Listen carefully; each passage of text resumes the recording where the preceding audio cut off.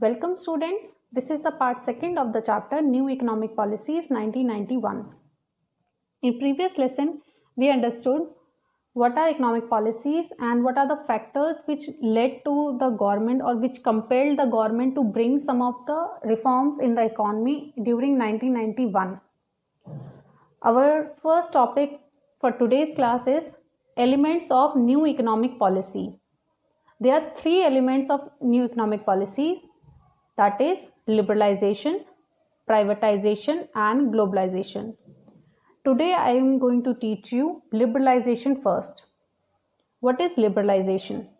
Liberalization means freedom of producing unit from control imposed by the government. That is, it is the freedom from controls that are imposed by government. Government किसके ऊपर control impose कर रही है? Government imposing control on producing units. So liberalisation means that is these producing units are now free to produce whatever they want to produce. Okay, what kind of control I am talking about? किस type की control की मैं इधर बात कर रही हूँ? मैं बात कर रही हूँ लाइसेंस सिस्टम की बात. हमें पता है गवर्नमेंट ने लाइसेंस सिस्टम इंट्रोड्यूस किया था इन इंडस्ट्रियल पॉलिसी रेजोल्यूशन 1956 में, जहां पर कोई भी इंडस्ट्री जो प्राइवेट सेक्टर है, अगर उसको कोई भी प्रोडक्शन करना है आगे, तो they need licence from the government.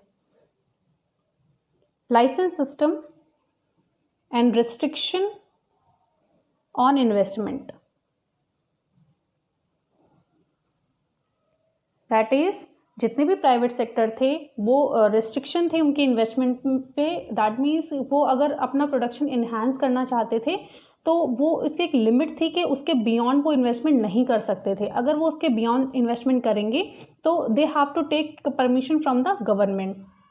So इस टाइप के जो रिस्ट्रिक्शन थे, और जैसे कि इम्पोर्ट लाइसेंस, दैट मीन्स अगर कोई भी प्राइवेट सेक्टर बाहर से कोई भी चीज़ को इम्पोर्ट करना चाहता है तो उसको गवर्नमेंट से लाइसेंस लेना पड़ेगा. तो इस टाइप के जो रेस्ट्रिक्शन थे ये न्यू इकोनॉमिक पॉलिसी में एबॉलिश कर दिए गए थे. So these kind of controls and restrictions are abolished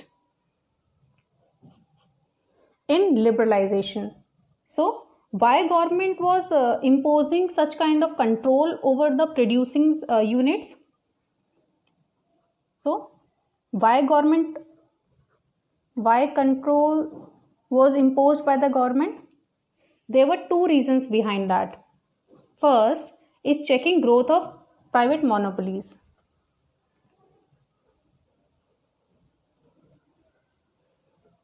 See, what happened was कि जो गवर्नमेंट है वो बिल्कुल भी रिस्क नहीं लेना चाहती थी, क्योंकि हमारी जो कंट्री थी वो अभी कॉलोनियल पीरियड से अभी हमको इंडिपेंडेंस मिली थी, और जिसकी वजह से गवर्नमेंट बिल्कुल भी रिस्क नहीं लेना चाहती थी कि वो रिस्क ले और उनको बहुत ज़्यादा प्रॉब्लम हो कि प्राइवेट सेक्टर हैं वो बहुत ज़्यादा चीज़ों को प्रोड्यूस करें, जिसकी वजह से जो हमारे जो डिसएडवांटेज सेक्शन हैं, जो पुअर सेक्शन हैं, उनको जितने भी गुड्स एंड सर्विसेज है वो ना मिल पाए. बिकॉज जो प्राइवेट सेक्टर होता है हमेशा उसका जो मोटिव होता है वो होता है प्रॉफिट मेकिंग.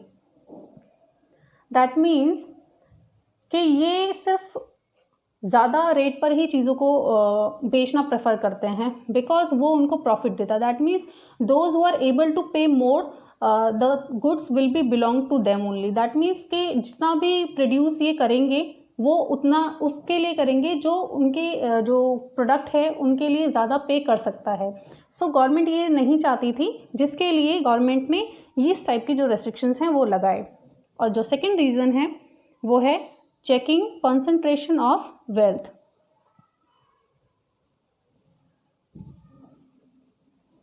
अब इसका क्या मतलब है? इसका मतलब ये है कि अगर ये प्राइवेट जो सेक्टर है यही वर्क करेंगे, मोनोपोलीज अगर इनकी बन जाएगी तो जो वेल्थ है, जो कंट्री का जो वेल्थ है वो कुछ ही लोगों के हाथ में कॉन्सेंट्रेट हो जाएगा, जो कि गवर्नमेंट नहीं चाहती थी. क्योंकि गवर्नमेंट का जो मेजर ऑब्जेक्टिव था, ऑब्जेक्टिव क्या था गवर्नमेंट का? Growth with social justice.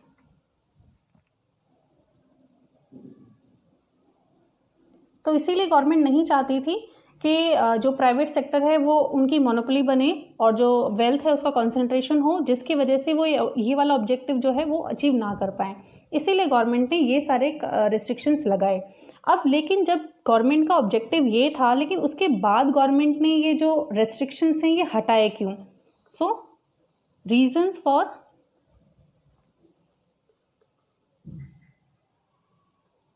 For removal.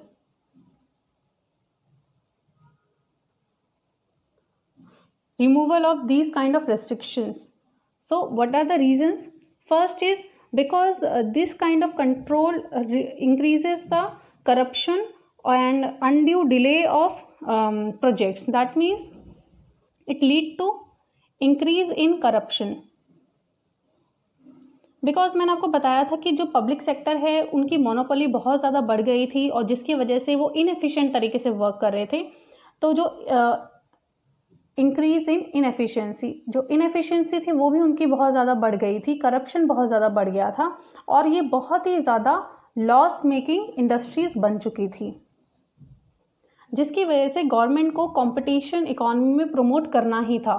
इसलिए गवर्नमेंट ने ये क्या किया कि इस टाइप के रेस्ट्रिक्शंस हटाए। दूसरा रीज़न था बिकॉज यहाँ पे बहुत ज़्यादा करप्शन हो गया, इनएफिशिएंसी बहुत ज़्यादा बढ़ गई और ये जितने भी PSUs हैं जो कि पब्लिक सेक्टर अंडरटेकिंग्स है, ये लॉस मेकिंग जब बन गई, उसकी वजह से क्या हुआ कि हमारी कंट्री का जो GDP ग्रोथ है वो ग्रोथ रेट जो है वो डिक्रीज हो गया, जिसकी वजह से गवर्नमेंट ने ये न्यू इकोनॉमिक पॉलिसी जो रिफॉर्म्स हैं ये लेके आए और लिबरलाइजेशन इन्होंने इसीलिए इस टाइप के जो रेस्ट्रिक्शन इन्होंने लगाए थे और ये सारे रेस्ट्रिक्शन इन्होंने लिबरलाइजेशन जब इन्होंने किया तो ये सारे रेस्ट्रिक्शन उन्होंने हटा दिए। अब लिबरलाइजेशन में गवर्नमेंट ने किस टाइप के रिफॉर्म्स लिए? That is economic reforms under liberalisation. Government ने हमारी इकॉनमी के जो कई सारे सेक्टर हैं उनमें काफ़ी सारे रिफॉर्म्स लिए, जैसे कि industrial sector reforms,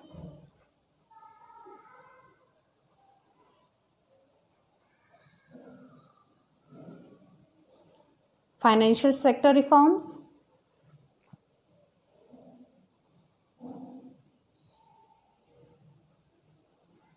fiscal reforms,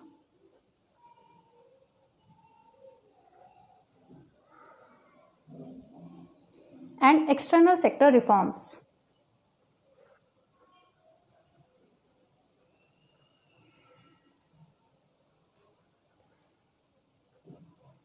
तो अभी हम पहले इंडस्ट्रियल सेक्टर रिफॉर्म्स की बात करते हैं। Industrial sector reforms, industrial sector reforms इसका मतलब क्या है? इसका मतलब है deregulation of industrial sector. That means what ever regulation were imposed by the government on industrial sector were removed by the government, that is deregulation of industrial sector. तो इसमें कौन कौन से रिफॉर्म्स लिए गए? First was abolition of industrial licensing, abolition of industrial licensing.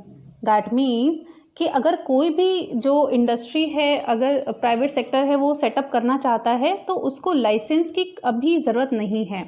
तो इसका मतलब ये है जो न्यू इकोनॉमिक पॉलिसी जो गवर्नमेंट लेके आई उसके अंदर उन्होंने new industrial policy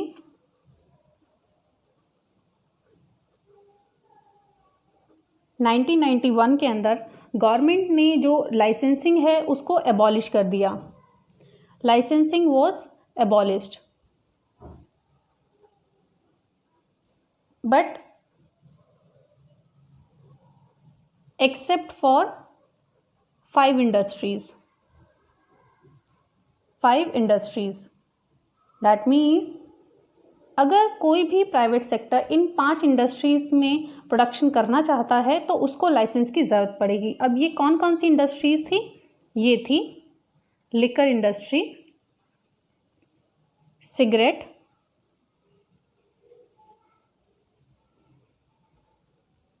defence equipments,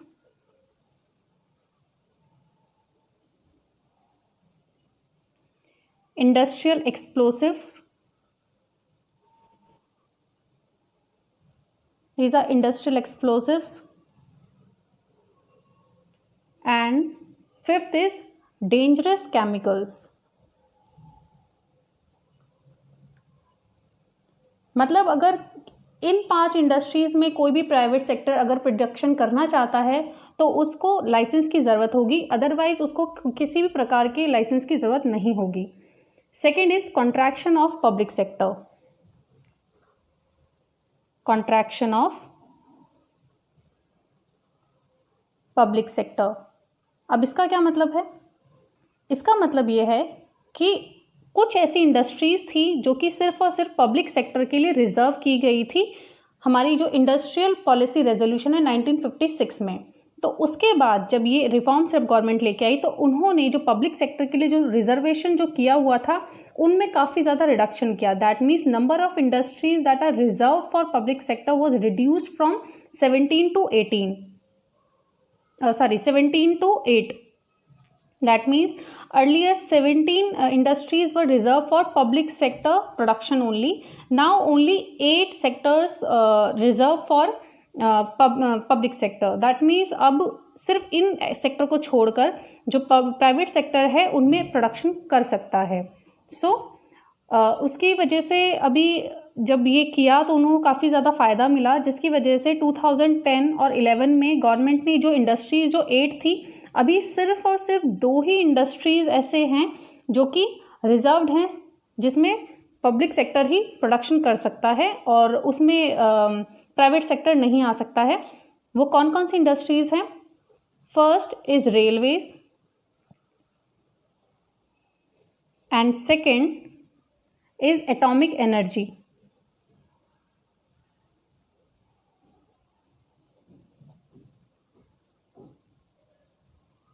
हमारा थर्ड है इंडस्ट्रियल रिफॉर्म है D reservation of production area.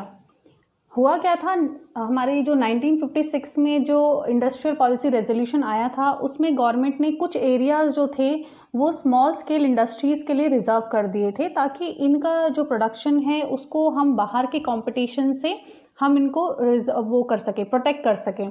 अगर हम इनको प्रोटेक्ट करेंगे क्योंकि ये बहुत ज़्यादा एम्प्लॉयमेंट प्रोवाइड करते हैं, अगर हमने इसको प्रोटेक्शन नहीं दिया तो ये जो स्मॉल स्केल इंडस्ट्रीज़ हैं ये शट डाउन हो जाएंगी, जिसकी वजह से हमारी इकॉनमी में जो अनएम्प्लॉयमेंट की प्रॉब्लम है और ज़्यादा बढ़ जाएगी.